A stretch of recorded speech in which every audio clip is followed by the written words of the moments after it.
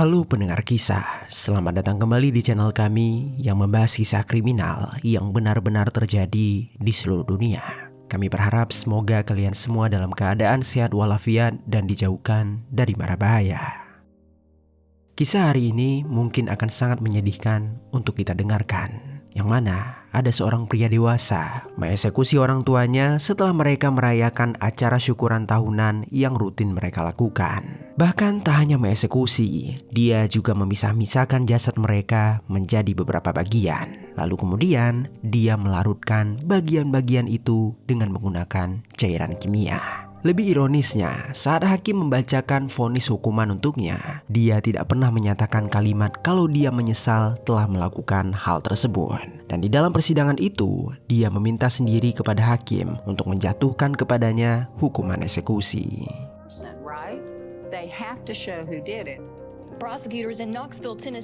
Bagaimana cerita selengkapnya tentang kisah ini dan apa yang membuat pelaku bisa menjadi seorang iblis yang mengerikan? Jadi beginilah kisah di baliknya.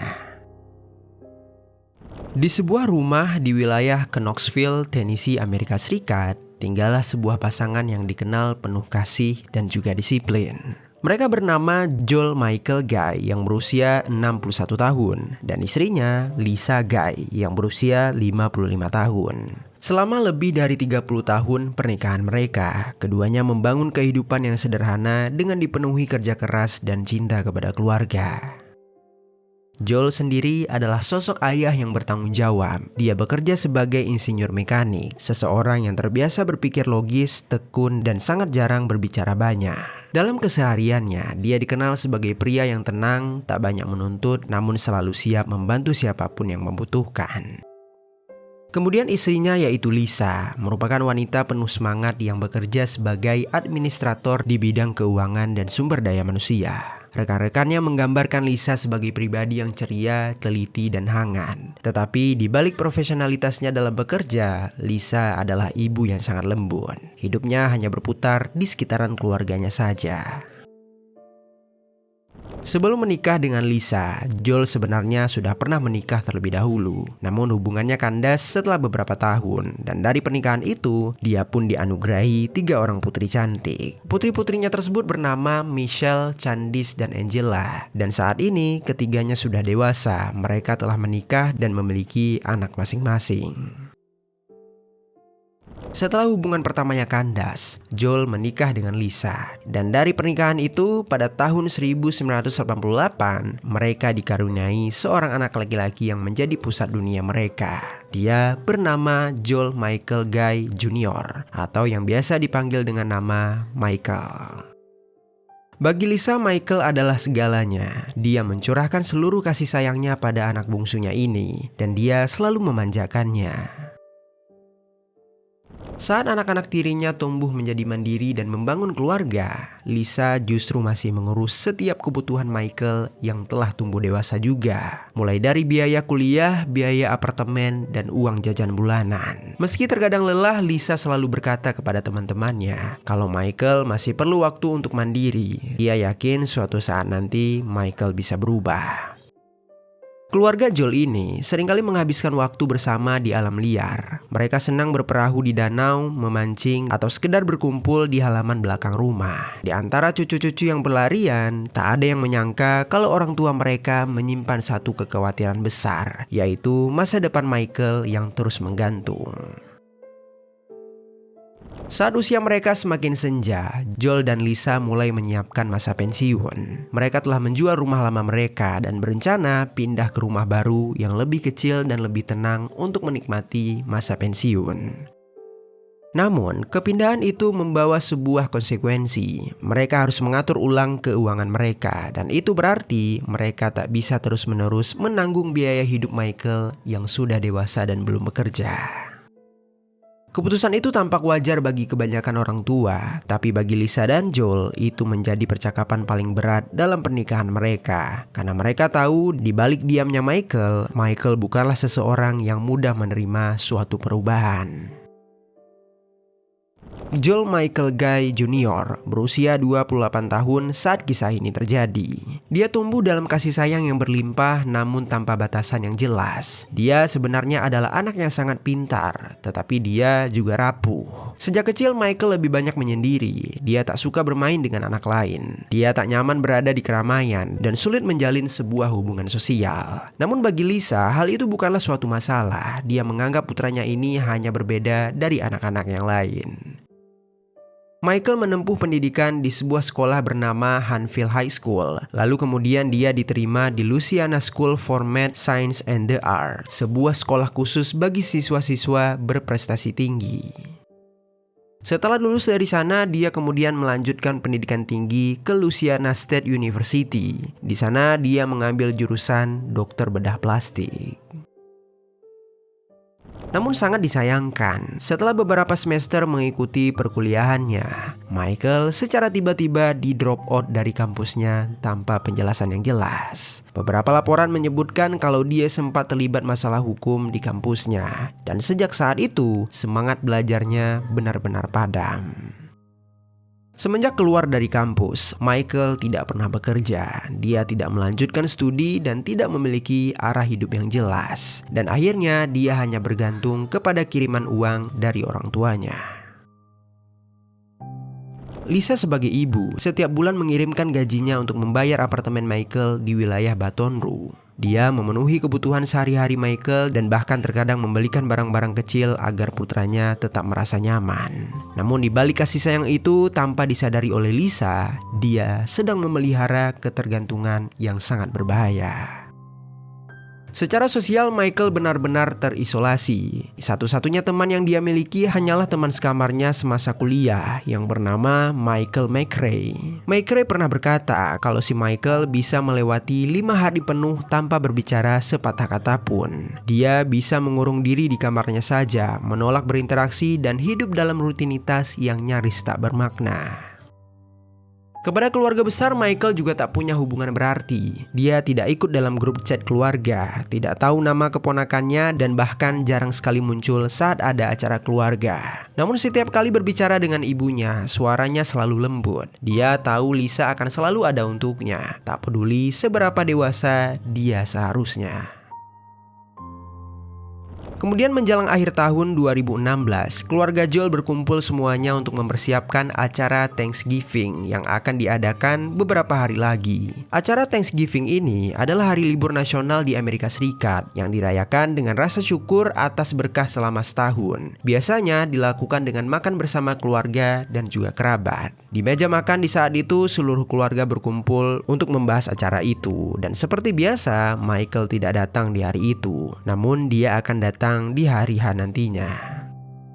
Acara itu mungkin akan menjadi acara terakhir di rumah lama mereka tersebut sebelum nantinya orang tua mereka yaitu Joel dan Lisa resmi pindah ke rumah baru mereka di wilayah Hawkins County.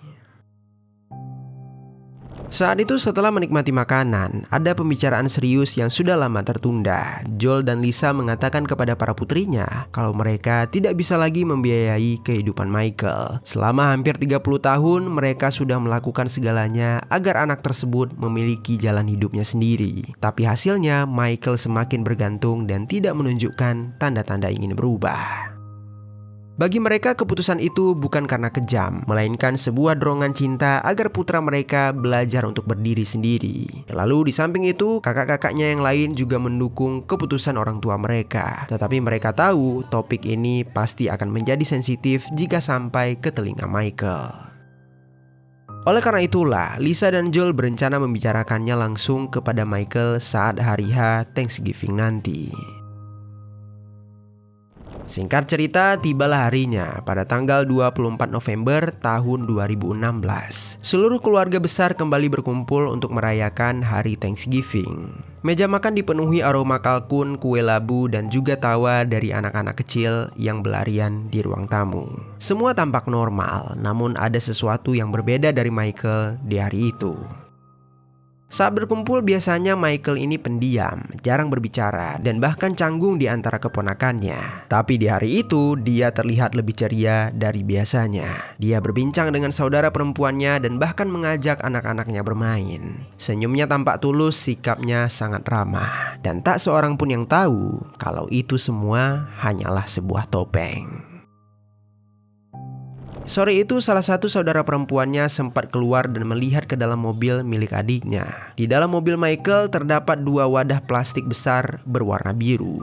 Namun kakaknya tidak berpikir buruk. Dia hanya mengira kalau itu adalah barang-barang pindahan saja.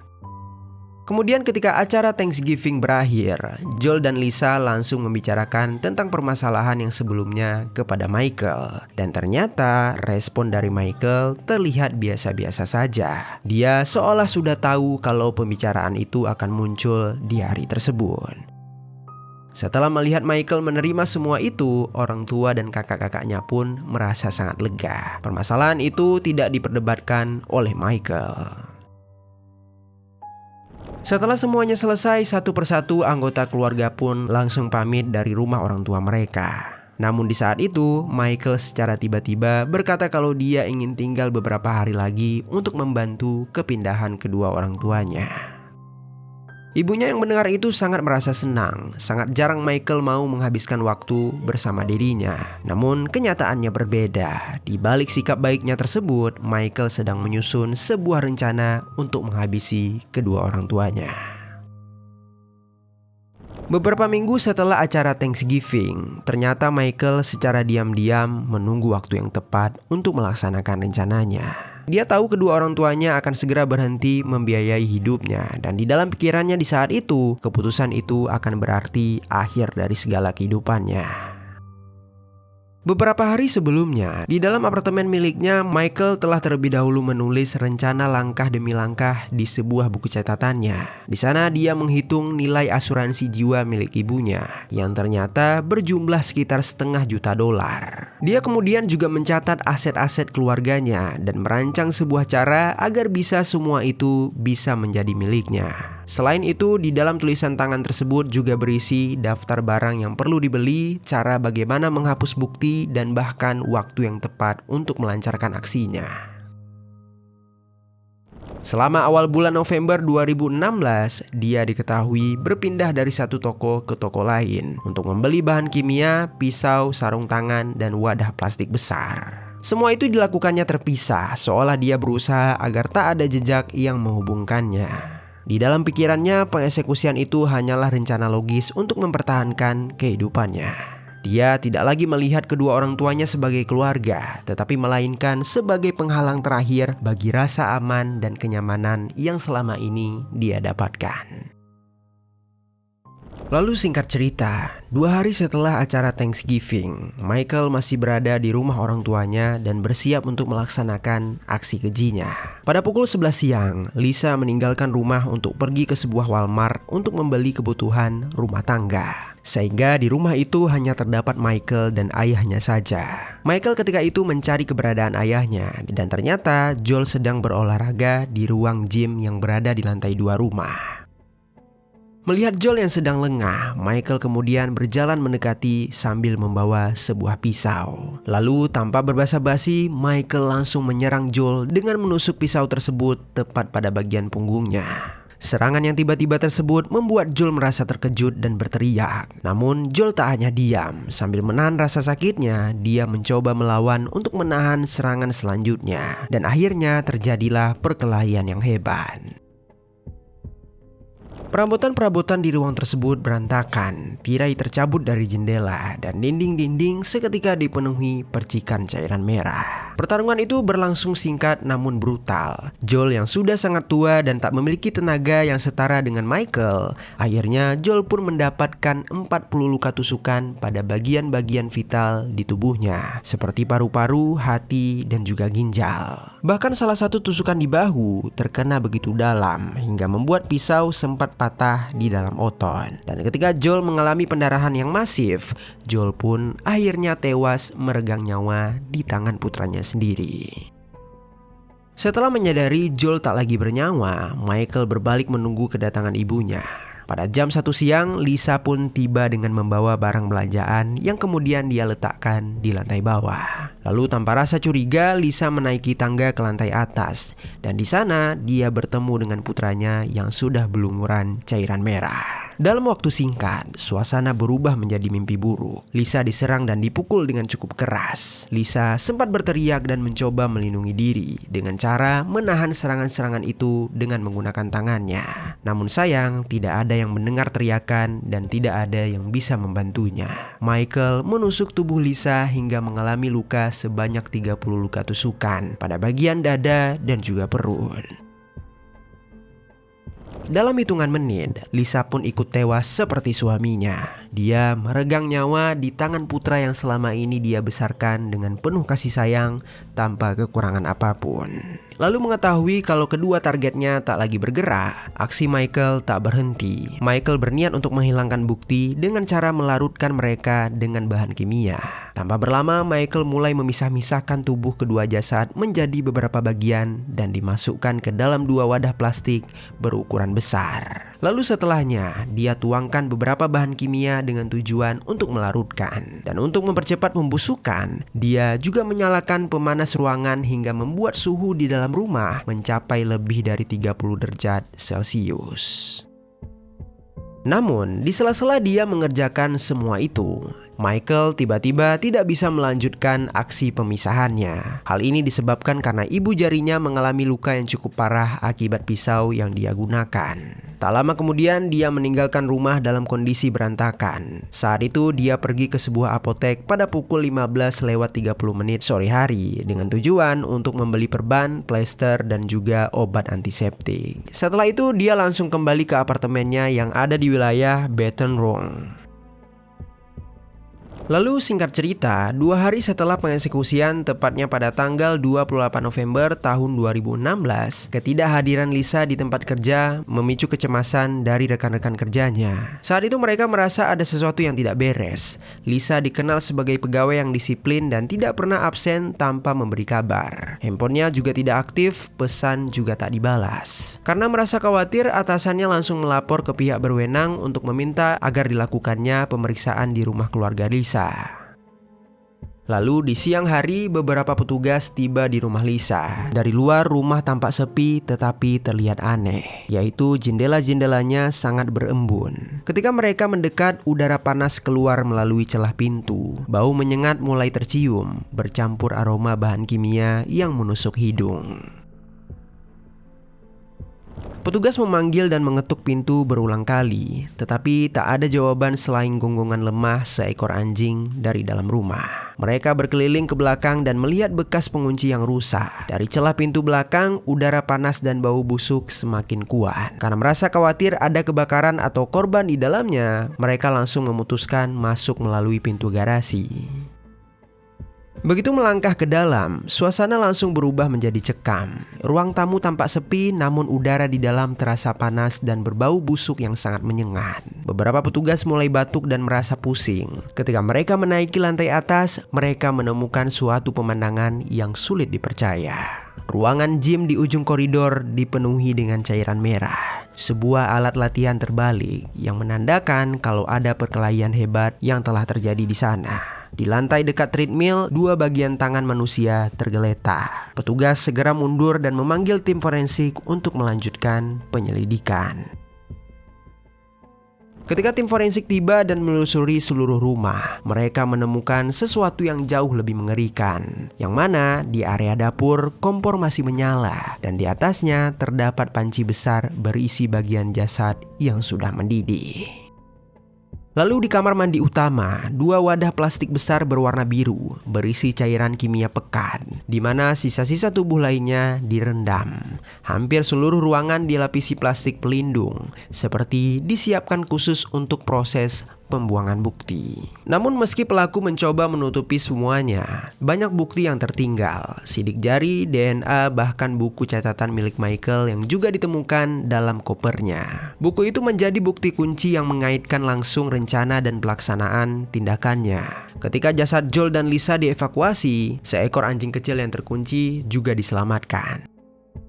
Dari laporan putri-putri korban, polisi segera menghubungi Michael yang diketahui sebagai orang terakhir yang bersama korban. Ketika mengetahui Michael hendak kabur setelah dihubungi polisi, polisi pun langsung mengkonfirmasi kalau Michael adalah pelakunya. Kemudian setelah penemuan jasad dan bukti yang mengerikan di TKP, pihak berwenang segera mengeluarkan surat penangkapan terhadap satu-satunya tersangka, yaitu Joel Michael Guy Jr. Dia ditangkap 3 hari setelah kejadian pada tanggal 29 November tahun 2016 di komplek apartemennya di Baton Rouge, Louisiana.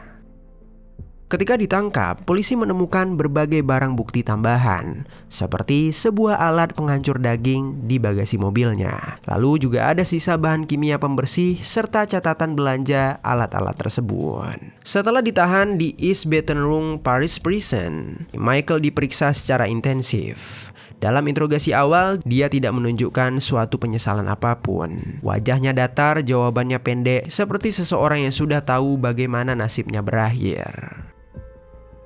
Lalu ketika kasus ini dibawa ke pengadilan Knox County, masyarakat mengikuti prosesnya dengan rasa tidak percaya. Kejahatan ini terlalu kejam, terlalu aneh, yang mana seorang putra mengeksekusi kedua orang tuanya hanya demi uang asuransi sebesar $500.000 Amerika Serikat. Jaksa penuntut yang bernama Leslie Nasios menggambarkan kasus ini sebagai contoh ekstrim dari keserakahan dan ketergantungan yang berubah menjadi suatu kebencian. Dia menjelaskan kepada pengadilan bagaimana Michael telah merencanakan pengeksekusian itu berhari-hari sebelumnya. Menurut jaksa, motifnya sederhana, yaitu orang tuanya berencana memotong dukungan finansial setelah pensiun dan Michael tidak bisa menerima itu. Dia memilih jalan yang paling kejam agar tetap mendapatkan uang dan seluruh aset keluarganya. Jaksa juga menampilkan rekaman CCTV dari berbagai toko tempat Michael membeli alat-alat pengeksekusian. Namun yang paling ironis adalah buku catatan pribadinya. Buku itu berisi tulisan tangan Michael sendiri. Dia mencatat semua langkah demi langkah perencanaan dari awal hingga akhir. Selama persidangan, suasana ruangan terlihat begitu tegang dan menyedihkan. 3 saudara tiri Michael, yaitu Michelle, Candice, dan juga Angela, naik ke atas mimbar saksi. Mereka menceritakan betapa tertutupnya Michael sejak dia masih muda. Dan bahkan Michael tidak tahu nama dari anak-anak mereka sendiri. Namun mereka juga mengingatkan bagaimana Lisa, yaitu ibu tiri mereka, tetap mencintai Michael tanpa ada batasan. Bahkan ketika semua orang sudah menyerah kepada Michael. Kemudian juga ada salah satu saksi terpenting, yaitu teman sekamar Michael yang bernama McRae. Temannya ini mengaku tidak terkejut saat mendengar berita pengeksekusian itu. Menurutnya, Michael memang sering terlihat dingin, dia tidak punya empati, dan jarang sekali tertawa. Berlanjut pada tanggal 28 September tahun 2020, setelah melalui proses panjang, juri menjatuhkan vonis bersalah atas 4 dakwaan utama kepada Michael, yaitu 2 tuduhan pengeksekusian tingkat pertama, kemudian 2 tuduhan penyalahgunaan jasad manusia. Hakim kemudian menjatuhkan hukuman penjara seumur hidup tanpa kemungkinan pembebasan bersyarat selama 51 tahun pertama. Jaksa tidak menuntut hukuman eksekusi, meskipun pelaku sempat memintanya sendiri. Ketika vonis dibacakan, Michael hanya terdiam, dia tidak menangis dan tidak bereaksi. Dia hanya tersenyum tipis, menunduk dan kembali duduk. Di akhir sidang, jaksa Leslie Nasios menutup pernyataannya dengan kalimat yang membekas di ruangan sidang. Kalimat itu berbunyi kurang lebih seperti ini. Lisa mencintai anaknya dengan seluruh hidupnya, tapi cinta yang tanpa batas tidak bisa menyelamatkan seseorang yang menolak untuk tumbuh dewasa. Lisa dan Joel telah memberikan segalanya, waktu, tenaga, dan pengorbanan, demi memastikan anak-anak mereka tidak kekurangan apapun. Tetapi ketika kasih sayang tidak disertai dengan batas kewajaran, rasa sayang itu bisa berubah menjadi suatu jebakan. Michael tumbuh tanpa pernah belajar arti kehilangan, tanggung jawab, dan kerja keras. Dan ketika akhirnya cinta itu berhenti membayar tagihannya, dia melihatnya bukan sebagai kesempatan untuk tumbuh, melainkan sebagai pengkhianatan yang harus dibalaskan. Kisah ini berakhir dengan kesunyian. Dua orang tua hanya ingin beristirahat setelah puluhan tahun bekerja keras dan seorang anak yang menolak melihat dunia tanpa mereka. Bukan karena cinta, melainkan karena ketakutan hidup tanpa dikasihi. Dan dari tragedi ini juga, dunia kembali diingatkan kalau kasih sayang sebaik apapun niatnya, tetap membutuhkan jarak yang sehat. Karena jika dilakukan tanpa batas, kasih sayang itu bisa kehilangan bentuknya dan kemudian berubah menjadi suatu bencana. Untuk kedua korban, mari sama-sama kita berdoa. Semoga mereka mendapatkan kedamaian di tempat selanjutnya. Dan yang terakhir untuk kita semua para pendengar kisah, semoga di dalam kisah kali ini ada pelajaran baik yang dapat kita ambil.